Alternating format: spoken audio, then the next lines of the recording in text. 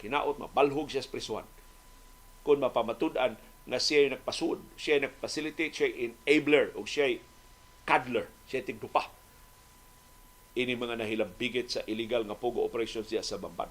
Ug angay lang maalarma ang Presidential Anti-Organized Crime Commission o PAOK nga usa sa mga naniid anang sitwasyon diya sa Bamban.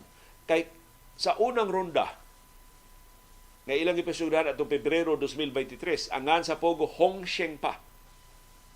Nakaikyas ang main partner, kining kasusyo gyud sa negosyo ni Mayor Alice Gu. Ngano nakaikyas siya? Ang Criminal Investigation and Detection Group man mo'y ni-operate adto kay dunay mga tunnels. Sud anang iyang yutas Bamban. Ilawom ana nay mga tunnels.